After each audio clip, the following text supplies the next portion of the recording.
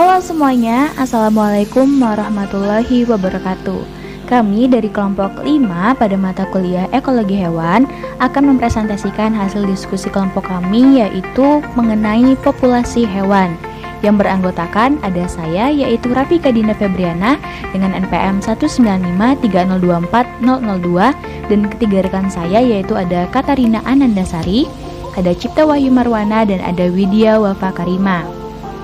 Yang pertama akan disampaikan oleh saya, yaitu mengenai jurnal ilmiah atau jurnal penelitian yang kami dapatkan untuk menyusun dari makalah ini.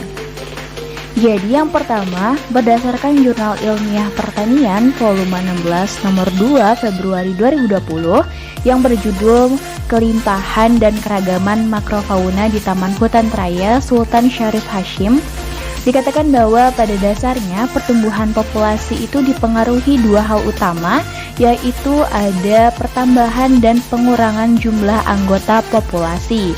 Nah, pertambahan itu ditentukan oleh dua hal, yaitu ada imigrasi dan kelahiran. Sedangkan untuk yang pengurangan anggota populasi itu dapat terjadi lewat emigrasi dan juga kematian. Lalu yang kedua, jadi menurut Boror et al. 1992 pada jurnal penelitian yang berjudul Populasi Kupu-kupu Lepidoptera di Pulau Mantehage, Sulawesi Utara, dikatakan bahwa di alam kupu-kupu itu memiliki peranan yang sangat penting dalam mempertahankan ekosistem, seperti membantu penyerbukan pada tumbuhan berbunga sehingga proses perbanyakan tumbuhan itu secara alamiah dapat berlangsung. Nah, selanjutnya, keberadaan populasi kupu-kupu pada suatu habitat itu sangat bergantung pada keanekaragaman tumbuhan inang, sehingga memberikan hubungan yang erat antara keanekaragaman dengan kondisi habitatnya. Kemudian untuk jurnal yang ketiga, yaitu menurut Manurung 1995 pada jurnal penelitian yang berjudul Struktur Populasi Bekantan atau Nasalis larvatus di Pulau Curiak, Kabupaten Barito, Kuala, Kalimantan Selatan, dikatakan bahwa struktur dan kerapatan populasi itu dapat dipengaruhi oleh beberapa faktor, seperti kelahiran atau yang kita ketahui sebagai natalitas, kemudian ada kematian atau mortalitas, kemudian ada emigrasi, imigrasi, dan migrasi. Nah, hal ini tuh sejalan dengan pendapat Kimball 1983 yang menyatakan bahwa laju kelahiran dan kematian itu mempengaruhi pertumbuhan populasi. Yang keduanya didukung oleh tiga hal, yaitu ada terbatasnya daya dukung lingkungan, kemudian kemampuan lingkungan untuk memasok makanan, dan yang terakhir yaitu efisiensi pemangsaan dan efisiensi parasit.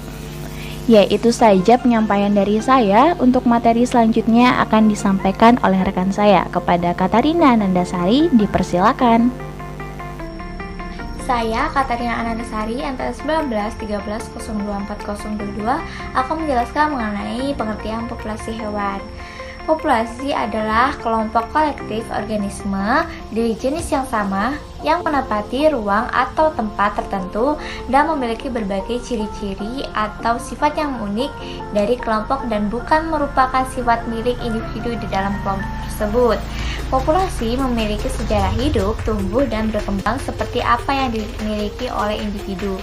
Populasi memiliki organisasi dan struktur yang pasti dan jelas. Nah, dalam biologi, populasi adalah sekumpulan individu dengan ciri-ciri yang sama, yang hidup di tempat yang sama dan memiliki kemampuan untuk berproduksi dengan sesamanya. Dalam ekologi, populasi diartikan sekelompok individu sejenis yang menempati ruang dan waktu yang tertentu. Materi selanjutnya yaitu kerapatan populasi. Nah, kerapatan populasi ini menunjukkan besarnya populasi dalam satu ruang. Kerapatan dalam studi atau kajian ekologi memiliki fungsi yang sangat besar karena pengaruh populasi terhadap komunitas dan ekosistem tidak hanya jenis organismenya saja, tetapi juga jumlahnya atau derivatitasnya. Sebagai contoh, misalnya seekor belalang dalam 1 hektar tanaman padi akan memiliki pengaruh yang sangat kecil atau bahkan tidak memiliki pengaruh terhadap hasil panennya. Jadi belalang tersebut tidak menjadi perhatian oleh petani. Berbeda jika dalam 1 hektar dalam 1 hektar tanaman padi terdapat 10.000 belalang. Maka hasil panennya juga akan menjadi sedikit. Kerapatan juga dapat digunakan untuk mengetahui perubahan populasi pada suatu saat tertentu. Kerapatan populasi dalam ekosistem dapat diukur dan ditentukan melalui 2 cara, yaitu yang pertama kerapatan kotor, jumlah individu suatu populasi per satuan areal sukunya, dan yang kedua adalah kerapatan efektif atau yang dikenal sebagai kerapatan ekologi, yaitu jumlah individu suatu populasi per satuan ruang habitat. Sekian penjelasan dari saya. Apabila ada kesalahan, saya mohon maaf. Materi selanjutnya akan dijelaskan oleh rekan saya. Terima kasih. Assalamualaikum warahmatullahi wabarakatuh. Saya akan melanjutkan kata-kata tadi. Yang pertama itu ada natalitas. Natalitas adalah kemampuan inheren populasi untuk bertambah. Di alam, angka kelahiran itu dapat bervariasi sesuai dengan keadaan lingkungan. Angka kelahiran umumnya dinyatakan dalam bentuk angka atau laju yang dihitung berdasarkan jumlah individu baru per satuan waktu, per satuan populasi. Contoh dari natalitas adalah meningkatnya angka kelahiran di suatu daerah dan meningkatnya jumlah spesies per tahun. Lalu yang kedua ada mortalitas. Mortalitas menyatakan bahwa jumlah individu-individu dalam populasi yang mati per satuan waktu. Dalam kondisi yang ideal, maka angka kematian berada pada titik minimum.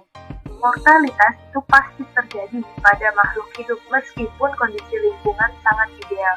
Kematian terjadi karena umur. 2. Sekian, terima kasih. Selanjutnya akan dibacakan oleh rekan saya. Baik, saya Cipta Wahyu akan melanjutkan materi selanjutnya begitu. Nah, di sini materi selanjutnya ada distribusi populasi. Nah, untuk distribusi populasi ini adalah merupakan pergerakan individu-individu atau perkembangbiakannya ke dalam atau keluar dari suatu populasi di daerah populasi tersebut begitu. Nah, untuk distribusi populasi ini dibagi menjadi 3 bentuk gitu, yaitu ada migrasi, emigrasi, dan imigrasi. Nah, yang pertama ada migrasi. Nah, migrasi yaitu pergerakan keluar batas-batas tempat populasi dan datang kembali ke tempat populasi semula secara periodik. Nah, artinya hewan-hewan yang melakukan migrasi ini suatu saat akan pergi begitu ya untuk tujuan tertentu dan kemudian akan kembali ke habitatnya semula begitu. Nah, biasanya migrasi ini dilakukan untuk keperluan perkembangbiakan gitu. Misalnya terjadi pada musim kawin gitu. Atau migrasi juga bisa dilakukan untuk mencari makanan gitu. Nah, contohnya pada penyu gitu ya.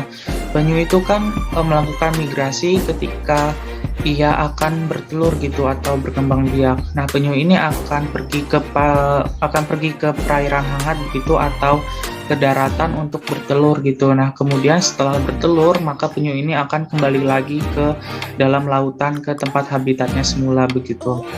Nah, untuk yang kedua yaitu ada emigrasi, yaitu pergerakan keluar batas-batas tempat populasi sehingga populasi berkurang gitu.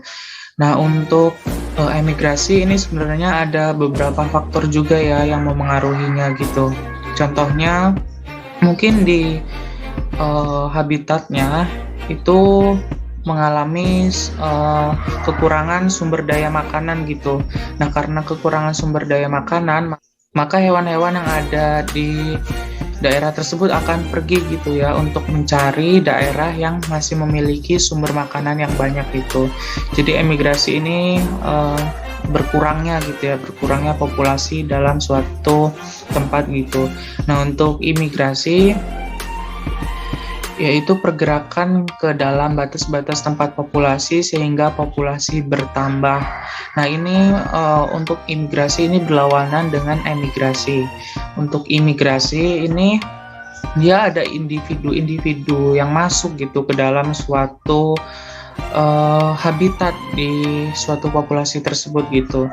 Jadi dengan adanya imigrasi itu jumlah individu-individunya berkembang gitu di tempat tersebut gitu, bertambah gitu.